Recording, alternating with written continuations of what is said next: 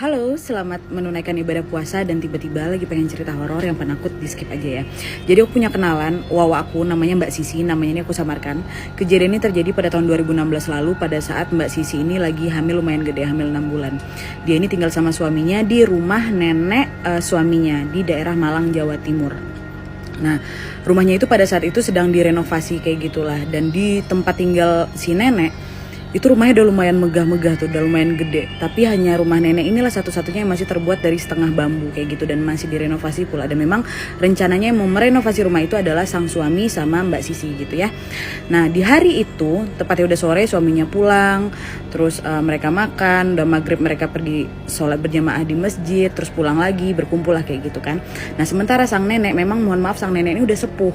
Jadi sang nenek sehariannya itu nyimpan di atas tempat tidur, makan kayak gitu. Terus di jam 8:30 malam Mbak Sisi itu udah kayak kelelahan, maklum kan lagi hamil gede. Dia pamit masuk kamar duluan gitu mau tidur. Udah lah dia tidur. Terus tiba-tiba Mbak Sisi kebangun jam 12:30 malam. Nah waktu dia kebangun itu posisi dia lagi dipeluk gitu kan sama suaminya.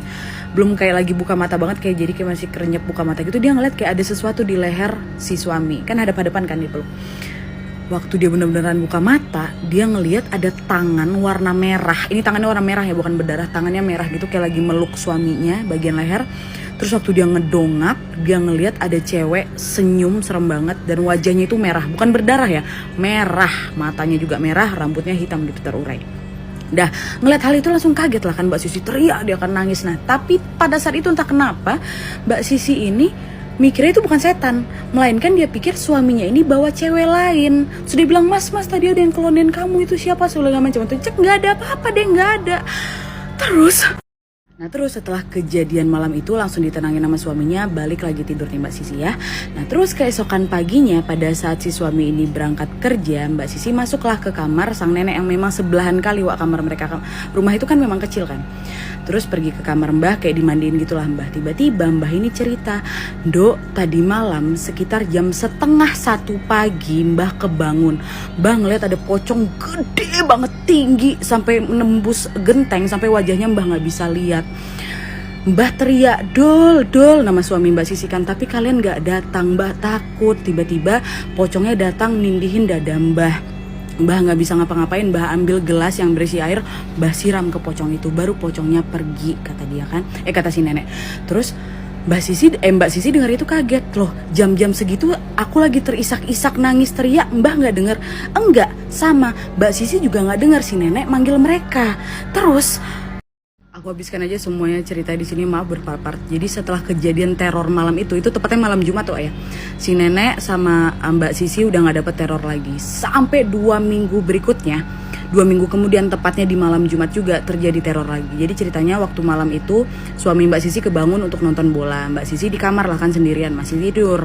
Dannya tiba-tiba telinganya Mbak Sisi ini bedenging gitu, nging gitu, suara kayak radio rusak lah kan. Kebangunlah Mbak Sisi dan kalian tahu, aduh merinding. Tiba-tiba waktu terbangun itu Mbak Sisi melihat ada 2 sosok kutil anak, yang satu warna hitam, satu warna putih. Yang hitam ini dia melayang-layang gitu terbang di atas kamarnya, atap kamarnya Mbak Sisi. Yang putih duduk di atas lemari sambil goyang-goyangin kakinya. Dua-duanya ini ngeluarin suara cekikikan khas kuntilanak, kalian tahu. Dan pada malam itu sunyi senyap, nggak ada suara sama sekali. Yang didengar cuman suara cekikikan itu aja, dan itu selama 10 menit. Nah Mbak Sisi melihat dan mendengar hal menyeramkan itu selama 10 menit. 10 menit itu lama loh Wak.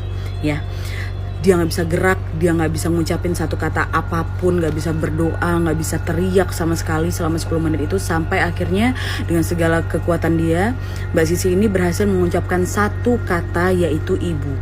Ibu gitu kan, dia teriak. Gak lama kemudian barulah hilang 2 sosok menyeramkan itu. Dan baru tuh samar-samar Mbak Sisi mendengar ada suara TV sama suara larinya si suami mau ke kamar.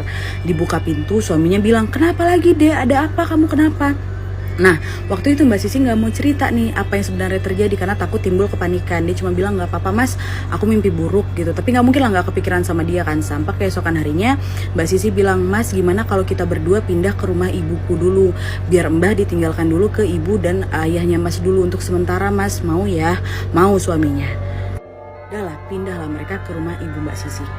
Nah betul tuh, nggak lama setelah kejadian itu mereka berdua pun pindah ke rumah ibunya Mbak Sisi. Selama tinggal di sana keadaan jauh berbeda, Wak. Lebih tenang, lebih menenangkan lah gitu untuk Mbak Sisi. Sampai berhari-hari kemudian usia kandungan Mbak Sisi pun masuk 7 bulan. Nah biasanya kan kalau di Jawa ada kayak siraman 7 bulanan gitu loh, Wak, kan. Dibikinlah itu acara di rumah ibu Mbak Sisi. Semua berjalan lancar, alhamdulillah nggak kenapa-napa. Sampai di akhir acara mereka lagi kemas-kemas gitulah ya di dapur, semua sudah selesai, ibu, adik-adik, ayah Mbak Sisi, suaminya kumpul lah gitu di dapur belakang kayak ngumpul-ngumpul kayak gitu.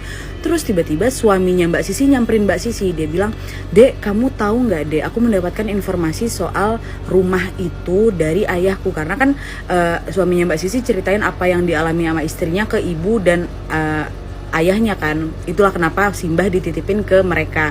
Dan ayahnya ini berkata bahwa, nah jadi ceritanya suaminya Mbak Sisi ini mendapatkan info dari ayahnya yang mengatakan ternyata di kamar itu tepatnya itu tuh dulu dijadikan kamar dukun oleh Pak D-nya sang suami bertahun-tahun yang lalu, sebelum akhirnya Pak D ini pindah ke luar negeri.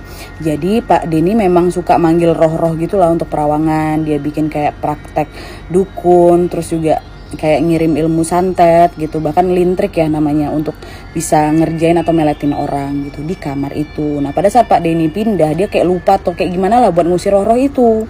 Dan itulah yang dialami oleh si Mbak Sisi dan nenek, makanya tuh sering diteror kan selama tinggal di sana. Dan juga sebenarnya nenek ini bukan kali pertama dia diteror gitu, udah sering, tapi apa daya nenek cuma bisa ada di atas kasur aja kan kayak gitu.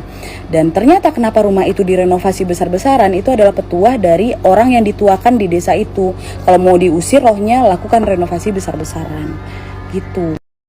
Oke, kita lanjut, ini kisah penutupnya. Jadi setelah mendengarkan hal itu, semua orang yang mendengarkan kaget, terutama ibunya Mbak Sisi. Sampai akhirnya si kakek Mbak Sisi memberitahu kepada suami Mbak Sisi, "Dol, besok kamu pergi ke sungai ini, kamu ambil airnya tepat di sumbernya, kasih sama kakek." Sang kakek pun mendoakan air sungai tersebut diminumkan kepada Mbak Sisi, suami dan nenek. Dan sisa air itu kayak disiram-siram gitulah di sekitaran rumah nenek. Udahnya, alhamdulillah setelah kejadian itu renovasi sudah berhasil juga dilaksanakan, sudah tidak ada lagi teror di rumah itu, Wak. Mbak Sisi juga alhamdulillah berhasil melahirkan baby dengan selamat dan sehat, sampai akhirnya mereka sudah kembali lagi ke rumah nenek. Tapi entah kenapa setelah kejadian tersebut Mbak Sisi jauh lebih peka, jauh lebih tajam. Mbak Sisi jadi bisa melihat apa yang tidak bisa kita lihat. Dan bahkan sampai sekarang udah kayak biasa aja gitu Mbak Sisi ngelihat hal-hal mistis kayak gitu. Begitu ceritanya. Makasih yang sudah nonton. Selamat puasa. Ya.